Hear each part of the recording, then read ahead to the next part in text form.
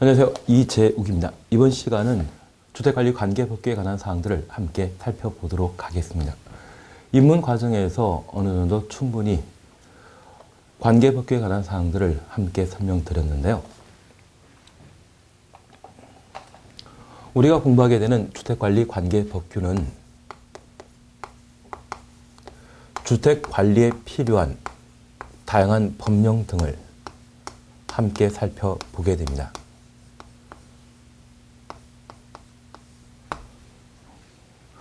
우리 주변의 건축물은 그 사용 목적에 따라 공장이나 상가 등으로 표현하고 있는데, 특별히 주거용으로 사용하는 건축물 관리에 관한 사항들을 관계법규에서는 다루게 됩니다. 그러면 우리 주변의 주택은 크게 단독택과 공동주택으로 현재 구분하고 있습니다. 여기 단독택은 협의 단독택과 다중주택, 다가구주택과 시장 등이 거주하고 있는 공간 건물을 단독택이라 표현하고 있습니다. 이러한 단독택은 소유권이 하나인 것으로서 일물 일권주의가 적용되는 건축물로 현재 거주하고 있는 자들이 직접 관리하는 것이 일반적입니다. 최근에 단독택 관리를 주택공사에서는 한 500홀 묶어 관리기구를 만들어 직접 관리하는 경우도 있지만, 단독택과 관련되어서는 기본적으로 거주하는 자가 직접 관리하는 것이 일반적인 관리 형태입니다. 반면에 공동택은 아파트와 연립주택,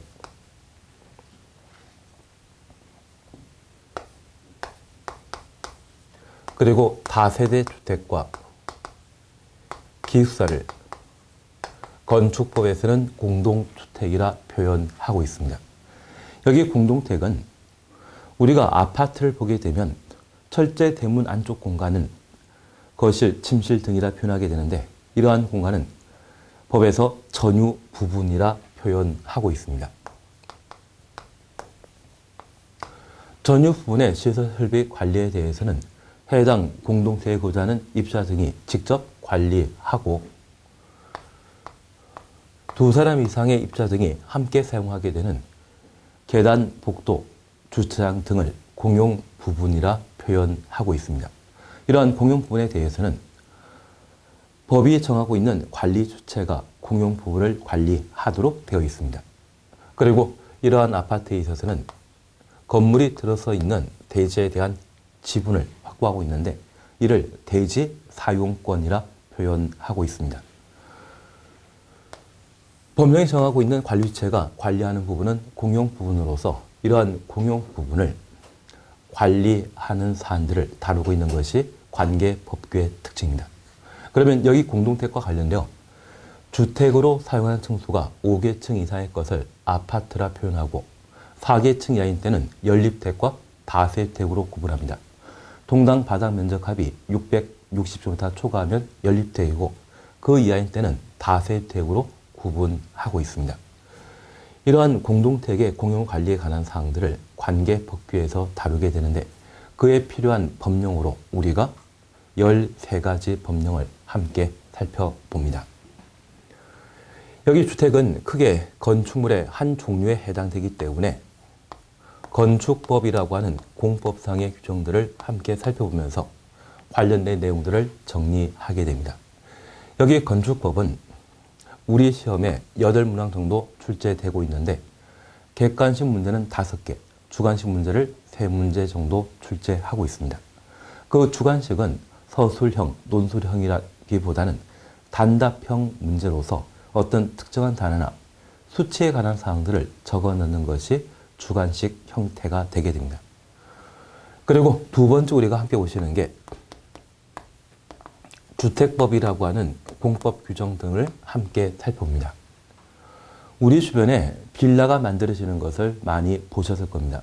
그래서 빌라 한 10세대, 15세대를 만들게 된다면 건축법에 따라 건축허가 받고 만드는 반면, 아파트 한 지를 보신 적이 있다고 하면 그 아파트는 주택법령에 따라 사업계획 승인받아 건설되는 것이 특징입니다.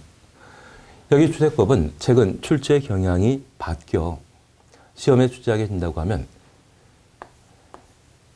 한 10문제에서 12문항을 시험에 내게 될 겁니다. 그리고 종전에 이 주택법에 함께 포함되었던 규정으로서 공동주택관리법이 따로 있습니다.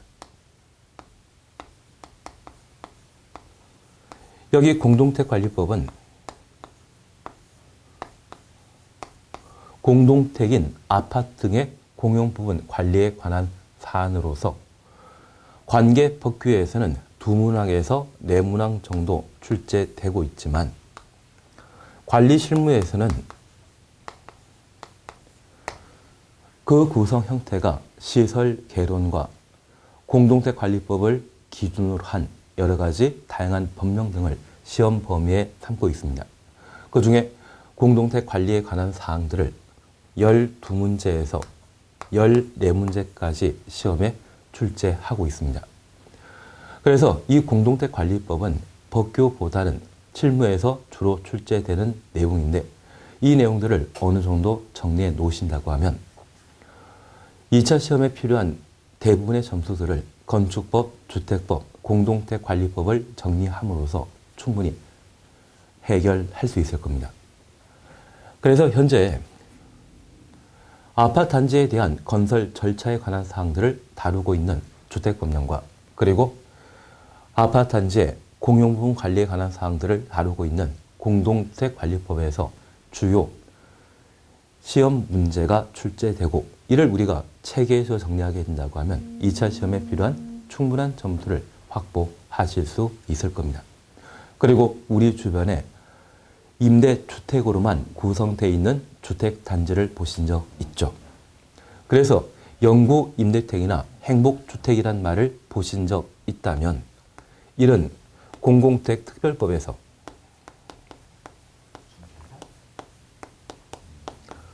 다루고 있는 내용이고 우리 시험에서는 보통 2문항 정도를 출제하고 있습니다. 그리고 우리가 살아오시면서 주택 임대 관리업자나 기업형 임대택이라 분류는 뉴스테이란 말을 들어본 적 있다면 이는 민간 임대주택에 관한 사항들을 살펴보시게 됩니다. 그래서 영구 임대택 또는 뉴스테이라 분류는 기업형 임대주택이 하나의 주택단지를 구성하고 임차인에게 제공하고 있다고 하면 그를 다루는 법령이 현재 공공주택특별법과 민간 임대주택에 관한 특별법에서 다루게 되는데 이 두 가지가 임대주택 단지에 대한 관리 등에 관한 사항들을 그 내용으로 삼게 됩니다. 그러면 우리 주변의 아파트는 이러한 법령 외 재건축이나 재개발 사업을 통해서도 만들어지고 있는데 그 정비 사업에 대한 기본적인 내용을 다루고 있는 것이 바로 도시 및 주거환경 정비법입니다. 이 도정법에서는 우리 시험에 출제되는 문제가 2문제 정도인데 시험에 내게 된다고 하면 객관식 하나와 주관식 하나를 출제하고 있습니다. 그리고 서울 같은 경우는 뉴타운 사업도 활발하게 이루어져 아파트를 공급하고 있는데 그러한 뉴타운 사업을 법에서는 도시 재정비 촉진 사업이라 하고 그 절차를 다루고 있는 것이 도시 재정비 촉진을 위한 특별법에서 내용을 다루게 됩니다. 우리 시험에는 문제 하나 출제하고 있습니다. 그러면 이러한 것들이 공동주택, 공용 관리와 관련된 공동택을 만들게 되는 기본 법령으로 이해하고 이러한 공동택에는 다양한 시설 설비를 현재 확보하고 있습니다. 그 설비에 관한 사항으로 화재에 대응하기 위한 소방시설에 관한 사항으로 우리는 소방기본법과 화재 예방 그리고 소방시설 설치 유지 관리에 관한 법률을 함께 공부합니다. 그래서 소방시설과 관련되어 이 2개 법령에서 각각 2문제가 출제되고 있습니다. 그리고 고층 아파트에는 엘리베이터가 만들어져 있는데 그 엘리베이터에 관한 사항으로 승강시설 유지관리법을 함께 공부하며 이러한 시설 설비는 기계 장비로서 전기가 공급되지 않는다면 제대로 사용할 수 없죠. 그래서 전기 설비에 관한 사항으로 전기 사업법을 함께 공부합니다. 그래서 이 시설 설비와 관련되어서는 각각 두 문제씩 출제되고 있는데 객관식 하나와 주관식 하나가 출제되는 것이 일반적인 출제 경향이 되고 있습니다. 그리고 마지막으로 함께 보시는 게 성수대교 붕괴 사건 이후 제정된 법령으로서 시설물 관리에 관한 특별법과 집합 건물의 소유 및 관리에 관한 법률을 우리가 함께 보게 됩니다. 여기 시특법은 문제 하나 출제되고 집합 건물법은 문제 하나 출제되게 되는데 이 시특법에 있어서는 시설물 관리에 관한 사항으로 객관식 하나와 주관식 하나를 출제하게 됩니다. 그리고 집합 건물은 우리가 함께 공부해 나가시면서 일물 일권주의에 대한 예외로서 구분 소유권이라는 개념이 있습니다. 구분 소유권이 적용되는 건축물, 이를 집합 건축물이라 하는데 우리 주변에 오피스텔이나 분양되는 상가 건물 등이 있다고 하면 이를 집합 건축물로 표현하고 그에 대한 공유무 관리에 관한 사항들을 현재 다루게 됩니다. 그래서 총 우리가 앞으로 볼 법령이 13가지가 되고 있습니다. 그 중에 우리 하나 살펴주실 것은 2차 시험과 관련되어 관리 실무와 관계 법규에 각각 40문제씩 출제하고 있는데 여기 건축법이나 주택법, 공동주택관리법을 함께 정리하게 되면 관계 법규에서는 그 출제 문항이 22문제이고 관리 실무에서도 저주택법이나 건축법 일부 사항들을 시험에 다루기 때문에 보통 16문항 정도가 여기에서 출제되게 됩니다. 전체 80문제 중에 절반 정도가 저 세 개의 법령에서 집중적으로 출제되게 된다면 저 세 개 법령에 대해서는 꼼꼼히 관련 사항들을 살펴보셔야 됩니다. 그리고 우리가 주택관리 자격증을 따서 일반 분양 아파트가 아니라 임대 아파트에서 관리 책임자로 활동하고 있기 때문에 임대주택과 관련된 공공주택특별법, 민간임대에 관한 특별법에 관한 사항을 좀 어느 정도 챙겨주셔야 할 겁니다. 반면에 여기 도시 및 주거환경 정비법은 동일한 사항들을 공인중개사 공법에서 서술하고 있습니다. 중개사 공법에서는 도시 및 주거환경 정비법을 6문항 출제하고 있는데 기본적인 내용을 제외하고 지역적인 문제가 출제되면 아무리 많이 공부해도 그 지역적인 부분까지 해결하는 것이 좀 난감합니다. 그래서 이 도정법에 대해서는 출제되는 내용과 그리고 우리가 공부할 사항들을 살펴보게 되면 너무 방대하고 넓기 때문에 우리 수업 시간 중에 함께 정리하는 것, 그리고 문제풀이 시간에 주요 쟁점될 수 있는 문제, 그러한 것들을 제외한 부분은 그냥 버리고 안 하는 게 낫습니다. 그래서 이 도정법과 관련되어서는 하는 것만 함께 하시고 그리고 따로 복습하지 않는 것이 합리적이지 않나 싶습니다. 그리고 그러한 과목이 2개 더 있습니다. 화재 예방 소방시설법을 우리가 함께 공부하게 되는데 그리고 전기사업법도 함께 공부합니다. 우리 주변에 아파트를 제외한 일반 건축물에 대한 관리 책임자로 좀 필요하는 거 있다고 하면 전기 또는 소방 관련 자격증을 가지신 분을 관리 책임자로 임명하는 경우가 있습니다. 그래서 의무관리상 공택의 경우는 주택관리사를 관리사무장도로 의무적으로 채용하고 있지만 의무관리 예상이 아니거나 일반 건물에 대한 관리 책임자는 전기 또는 소방 자격증을 가지신 분을 채용하는 것이 현실입니다. 그러면 여기 화재 예방 소방시설 설치 유지 관리에 관한 법령은 우리 교재에서는 줄이고 줄여 이 정도 양을 마련하고 있지만 얘를 전 범위를 다루게 된다고 하면 건축법과 주택법 2개를 합친 양과 마찬가지입니다. 전기사업법도 마찬가지입니다. 그러면 이 2개 제도는 전기, 기사 또는 소방기사와 관련된 주된 내용들을 다루는 것으로 양은 엄청 많지만 시험에 출제되는 것은 달랑 2문제입니다. 그래서 이 소방기사법과 전기사업법에 대해서도 안 하는 게 합리적인 선택입니다. 그래서 이쪽도 수업 시간 중에 해나가는 것, 그리고 그를 토대로 해서 문제 푸는 것만 함께 해나가시고 따로 공부하는 것 없습니다. 그래서 13개 법령 중에 도정법, 소방시설법, 전기사업법에 대해서는 하는 것만 하고 버리자. 그렇더라도 우리 시험에 합격하는데 전혀 지장 없습니다. 1차 시험의 경우에는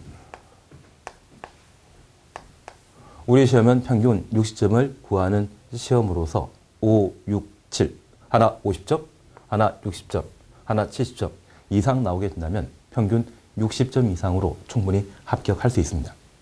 그래서 1차 시험에는 아주 열심히 해서 점수 많이 나오게 할 과목 하나와 어느 정도 기본적인 사항들을 따라가는 것, 그 정도를 해나가는 게 합리적입니다. 그래서 시험 출제 경향에 따라 과락을 염려하게 되는 회계 또는 시설 개론에 대해서는 기본적인 사항들을 정리해 나가고 많이 하면 점수 많이 나올 수 있는 민법 쪽에 대해서는 어느 정도 전체적인 체계, 맵을 설정해 놓고 공부하는 것이 합리적입니다. 그래서 내가 좀 지엽적인 부분까지 또는 충분한 기본적인 내용들을 습득했을 때 상위급의 문제를 해결할 수 있기 때문에 한 개 과목에 대해서는 집중적으로 좀 많이 공부해 놓으시고 나머지에 대해서는 기본적인 내용만 따라가는 것이 아마 합격 전략입니다. 반면에 2차 과목은 2개 과목을 시험에 보게 되는데 우리 시험의 만점은 80점입니다. 그래서 5, 7 작전이 필요한 것 같은데 우리 2차 시험에 한 개 과목이 40, 한 개 과목이 80 나온다고 하면 평균 60점으로 합격하는 반면 하나가 90, 하나가 30 나온다고 하면 평균 60점이지만 과락이 있기 때문에 불합격하게 됩니다. 그래서 2차 시험은 80점이 만점입니다. 그래서 20점은 버리고 시작해도 상관없으시고요. 19회 시험 때 같은 경우에는 관계 법규는 한 과락 이상이면 충분히 합격할 수 있고 관리 실무에서 한 7, 80 정도가 나왔던 출제 형태입니다. 그래서 실무가 좀 쉬운 편이고 법규가 좀 까다로운 편인데 이게 매년 좀 바뀌는 경향이 있습니다. 그래서 아마 올해는 관계 법규가 좀 평이하고 관리 실무가 까다롭게 출제될 수가 있습니다. 다만 우리가 공부하게 되는 법령이 13가지나 되다 보니 그 양이 아주 많습니다. 그리고 이러한 내용들을 공부하시다 보면 법과 법과의 사이에 서로 혼란스러운 점이 생기다 보니 제대로 정리 못 하시는 것도 생길 수 있을 겁니다. 그런 혼란만 방지해 놓는다고 하면 충분하지 않나 싶은데 그중에 우리 시험은 20%는 버리고 해도 상관없다는 점을 고려하셔서 그와 관련되어 충분히 정리해 나가시면 좋은 점수로 합격하지 않을까 싶습니다. 그래서 13개의 법령 중에 진짜 부담스러운 것 그리고 해도 크게 효용 가치가 없는 3개 법령 버리시고 반면 공동택관리법에 대해서는 관계법규에서는 2문제 출제하고 있지만 관리 실무에서는 다수의 문제가 집중되고 있기 때문에 그러한 내용들을 꼼꼼히 체계적으로 정리하는 것이 합리적인 공부 방법이 되실 겁니다. 그리고 우리 시험은 7월 15일 날 1차가 이루어지게 되면 9월 30일 날 2차 시험을 보게 됩니다. 작년에는 7월 15일 날 1차 시험을 봤다고 하면 2차 시험을 10월 15일 날 봤던 적이 있습니다. 그러면 15일 사이에 기간이 단축되게 된다고 하면 우리 합격 전략에 큰 영향이 있습니다. 사실 막판 15일, 그 15일이라고 하면 2차 2개 과목 한 5번이나 6번 정도 돌릴 수 있는 시간입니다. 그게 주어지지 않고 내용 정리하고 함께 나가신다고 하면 저 2달, 1차 시험 끝나고 2달 정도의 짧은 시간에 합격할 수 있는 여지는 좀 없지 않나 싶습니다. 그래서 어느 정도 내용을 좀 정리해 놓으시고 그리고 그 정리된 내용을 토대로 해서 집중적으로 정리해 나갔을 때 좋은 결과 있고 아마 이번 시간에 이번 해에 그 시험 기간을 조정한 것이 합격을 좌우하는 좀 결정적인 요인이 되지 않나 싶습니다. 그래서 올해 2차 쪽은 좀 난이도가 높은 형태가 될 듯 합니다.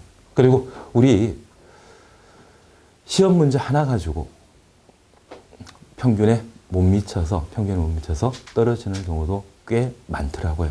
그래서 꼼꼼하게 내용을 정리해 나가시는 게 올해 합격할 수 있는 좋은 방법이 아닌가 싶습니다. 그래서 이번 첫 공부 시작하셨는데 이 첫 공부 시작하시면서 올해 1, 2차 동시에 끝내겠다. 그런 마음을 먹으시고 꼼꼼하게 관련된 내용들을 정리해 나가시는 게 새해 목표로 삼아 주십시오. 그러면 이번 시간은 10페이지의 건축법 등에 관한 사항들을 함께 살펴나가도록 하겠습니다. 10페이지 찾았습니다. 우리가 첫 번째 함께 보는 건축법은 8문제가 출제되는 사안으로 건축물과 관련된 공법상의 규제에 해당되게 됩니다.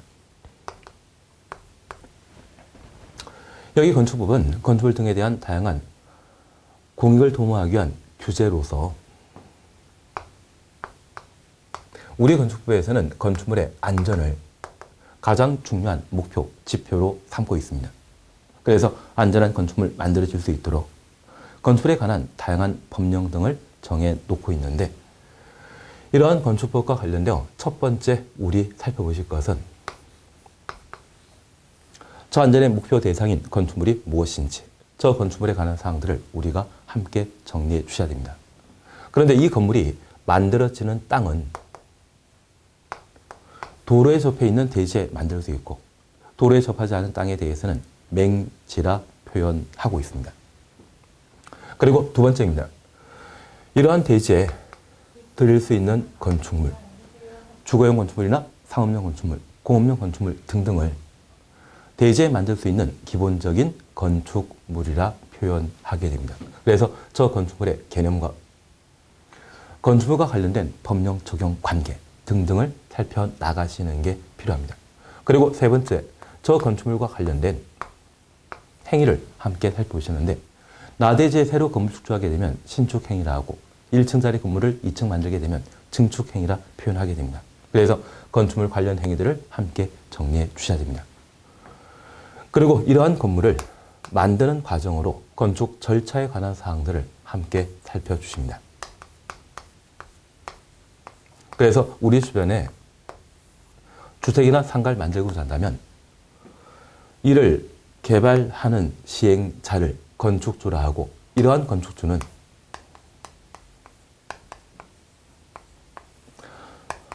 건축 허가 받음으로써 해당 건물을 만들 수 있습니다. 그리고 그러한 건축공사가 전부 완료되게 되면 사용 승인받아 완공된 건물을 이용할 수 있는데 그 과정에 관한 사항들을 살펴주셔야 됩니다. 그리고 마지막으로 이러한 건축법은 사회 공익을 달성하기 위한 공공복리 도모를 위한 법령으로서 규제에 관한 사항들을 현재 다루게 됩니다. 우리 영화 볼 때 공공의 적이란 말 영화 제목으로 보신 적 있죠? 그러면 이 공공이라고 하는 것은 많은 사람들을 의미하고 그들의 복리, 이익을 증진시켜 나가는 것을 복리라 표현합니다. 그래서 이 공공복리란 말 쓰게 된다고 하면 그때는 규제가 강한 법령으로서 건축물 건축과 관련된 안전을 고려하여 다양한 규제에 관한 사항들을 우리 건축법에서는 다루게 됩니다. 그러면 이러한 규제 사항과 관련되어 건축 허가 없이 함부로 단독택 옥상에 옥탑방을 만들게 된다면 그 옥탑방을 만든 자에게 시, 군, 구청, 장이 시정명령, 철거하라는 시정명령을 내리게 되고요. 그 시정명령에 불응하면 이행강제금을 부가 징수하고 있는데 이행강제금이란 말 들어본 적 있습니다. 이는 규제를 위반했을 때, 규제를 위반했을 때 철거하라는 지정명령하고 그 지정명령에 불응하면 금전적인 제재로 이행강제금이라는 게 나타나게 됩니다. 그래서 우리는 건축법과 관련되어 건축법의 적용 대상인 건축물과 관련된 기본적인 사항과 우리 편의 주택이라고 하는 건물을 어떤 방법으로 만들게 되는지, 건축 허가에 관한 사항과 사용 승인, 그리고 공공복리를 도모하기 위한 규제에 관한 사항들을 함께 정리해 나가시면서 우리 시험 범위를 정리해 주셔야 됩니다. 그러면 첫 번째, 건축법과 관련된 개념, 적용 범위에 관한 사항들을 함께 살펴주십니다. 우리 10페이지에 건축법의 제정 목적에 관한 사항들을 각각 다루고 있는데 이쪽은 크게 신경 쓰지 않습니다. 사실 16회 시험 때는 이 제정 목적과 관련되어 안전, 환경이라는 것을 빈칸 만들어 놓고 주관식으로 출제한 적이 있는데 아직 우리 관계법규 관리 실무에서는 과거에 기출 문제를 다루었던 주관식에 대해서는 다시 반복해서 안 내더라고요. 언젠가 내일 문제가 고갈되게 된다고 하면 그때는 반복할 수 있지만 그 반복할 수 있는 시기는 나중에 출제 경험과 관련되어 천천히 살펴보면 될 겁니다. 그래서 이 제정 목적과 관련되어 우리가 딱 하나 봐줄 것은 공공복리 증진에 이바지 하는 것을 목적으로 한다. 이 공공복리라는 것을 법의 제정 목적으로 함께 된다고 하면 이때는 사회 다수의 이익을 도모하기 위해 규제를 강하게 하는 법령이었을 때 공공복리라는 것을 제정 목적으로 사용하게 됩니다. 그 정도만 한번 살펴놓습니다. 그리고 두 번째입니다. 적용 범위, 적용 대상에 관한 사항으로 대지에 관한 사항을 우리가 함께 볼 수 있습니다. 여기 대지 개념과 관련되어 대지란 공간정보 구축 및 관리에 관한 법률에 따라 각 필지로 나눈 토지를 말한다. 단서에 대해서는 그냥 지나가십니다. 그러면 이 대지와 관련되어 제가 이렇게 하나 말씀드렸습니다. 도로에 접한 땅은 대지이고 도로에 접하지 않은 땅은 맹지이다. 그건 일상적인 대지에 관한 설명이고요. 우리 건축법령에서는 저 대지 개념을 공간정보, 구축 및 관리에 관한 법령상 각 필지로 나눈 토지를 대지라 한다. 이렇게 정해 놓고 있습니다. 그러면 이 대지 개념과 관련되어 자주 시험에 나오는 표현은 아니지만 우리 각각이란 말을 먼저 살펴놓습니다. 여기 각각이라고 하는 것은 하나하나를 말합니다. 그래서 앞으로 관계법규 또는 민법과 관련되어 각각이란 말을 쓰게 된다고 하면 이는 하나를 말한다. 그리고 필지라고 하는 것은 토지에 대한 소유권에 관한 단위를 필지라 표현하고 있습니다. 그래서 한 필지, 한 사람이 소유하고 있는 일단의 토지를 의미하는 것으로서 우리가 하나 이해하실 게 있습니다. 서울이나 도시지역에 한 사람이 소유하고 있는 한 필지는 보통 50평에서 100평 정도입니다. 하지만 시골 지역의 농촌 지역에서 농사 짓는 분이라고 하면 그 농지가 한 필지가 10,000평, 20,000평이 되는 경우가 있습니다. 그러면 한 필지의 단위 면적이 10,000평이라 했을 때 100평짜리 땅 10필지 가진다 할지라도 농촌에 거주하는 한 분의 10,000평보다는 못하죠. 그래서 이 필지라고 하는 것은 면적 개념이 아니라 단순히 소유권이 미치는 단위 개념을 필지라 표현한다. 그 점을 구분해 놓습니다. 그리고 이러한 토지에 대한 소유권 단위에 대해서는 토지 대장이라고 하는 공부가 있습니다. 그래서 그 토지 대장과 관련되어 개개인이 소유하고 있는 토지의 단위, 그러한 것들을 필지라 표현합니다. 그리고 이곳을 건물 건축하기 위한 대지 하나로 삼게 된다면 이 대지에 건축물이 만들어지게 되면 사용 승인 받은 건물에 대해서는 건축물 대장을 하나 만들게 됩니다. 그래서 토지 대장이 하나라면 건축물 대장도 하나 나와야 된다. 그런 개념에서 1필지, 1대지 원칙을 건축법에서는 채택하게 됩니다. 그래서 각필지, 한필지이죠. 이곳은 건물 한 동 건축할 수 있는 대지 하나이다. 그런 개념에서 일필지, 일대지 원칙을 채택하고 있습니다.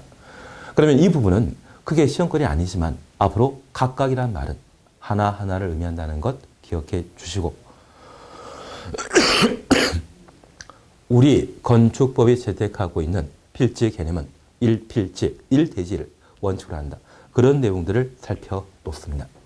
그리고 두 번째, 이러한 대지에는 주택, 상가 등의 다양한 건축물을 만들게 됩니다. 이 건축물의 개념, 우리 시험에 직접 출제되는 것은 아니지만 건축물과 관련된 기본적인 용어를 함께 이해하기 위해 살펴봅니다.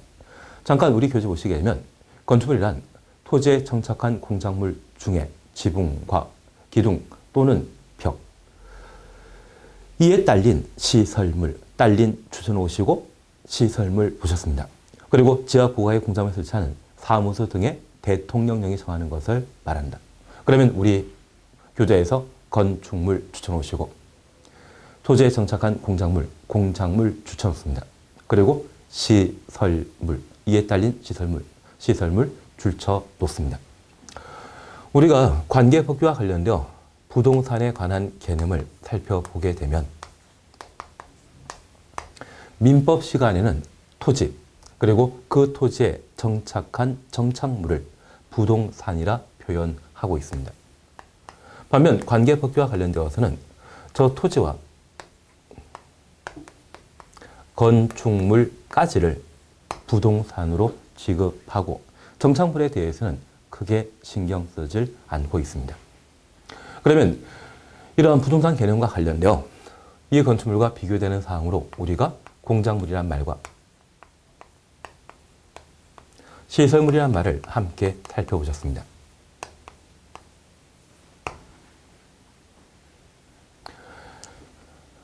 여기 시설물은 사람이 인공을 가하여 만든 일체의 것들을 시설물이라 표현하고 있는데 우리 산에 심어져 있는 나무에 대해서는 자연물, 천연물이라 표현하게 됩니다.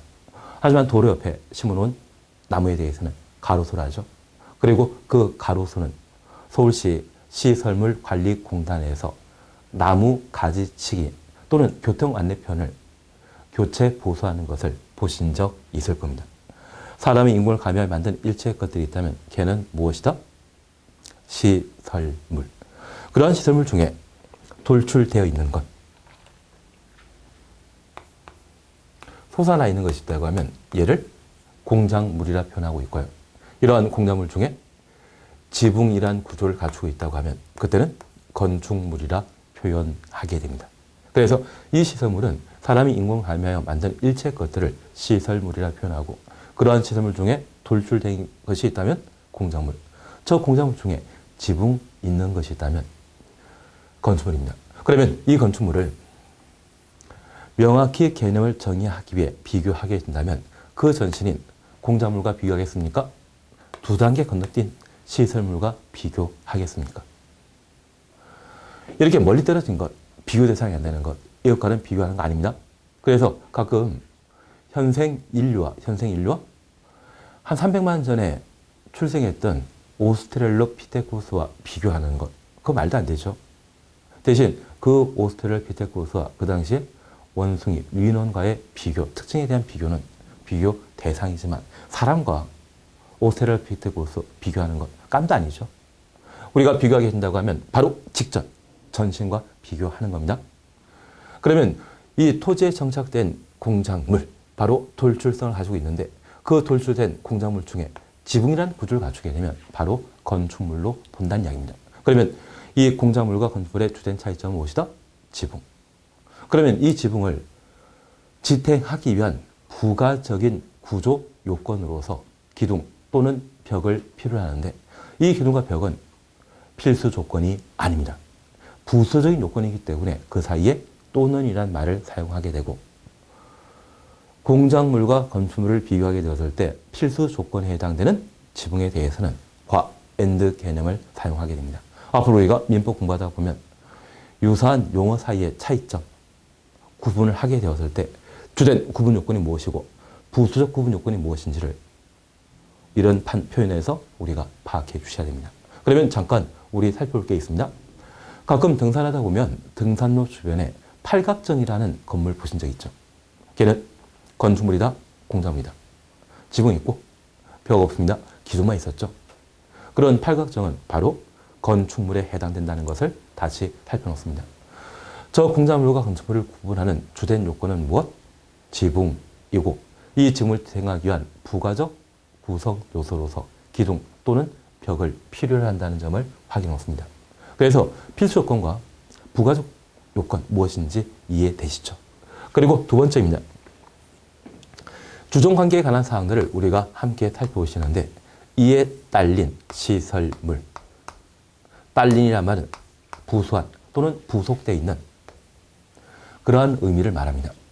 만약 건축물과 별개로 시설물, 공작물이 존재한다면 공작물, 시설물이지만 저 건축물과 함께 존재하는 시설물에 대해서는 건축물 자체로 보겠다는 이야기입니다. 그러면 고속도로 여행하다 보면 도로 주변에 광고판을 자주 봤을 겁니다. 그 광고판은 공작물입니다. 하지만 건물 옥상에 광고판이 설치되었다고 하면 건축물에 딸린 광고판이기 때문에 그 광고판에 대해서는 더 이상 공작물로 취급하는 것이 아니라 건축물 자체로 본다는 이야기입니다. 그래서 건물 관리하는 분은 건물 부분만 관리하는 것이 아니라 옥상에 설치되어 있는 광고판에 대해서도 건축물로 취급하고 관리해야 된다는 이야기입니다. 그래서 우리 주종 관계를 함께 보시면서 저 건축물에 딸려있는 시설물, 공작물에 대해서는 부수적인 구성 요소로서 이들에 대해서는 종물로 취급한다. 다만 이 건축물과 함께 존재하는 시설물 등이 있다고 하면 얘 자체를 건축물 범위에 포함시키는 것이죠. 그래서 우리 용어 정의와 관련되어 건축물, 공작물, 시설물이라는 것을 각각 살펴주시는 게 우리가 앞으로 관계법규를 정리해 나갈 때 필요한 개념 정의가 되게 됩니다. 이번 시간 여기까지 함께 하시고 다음 시간에 양가로 2번 건축법령의 적용 여부에 관한 사항들을 함께 살펴나가도록 하겠습니다. 수고하셨습니다.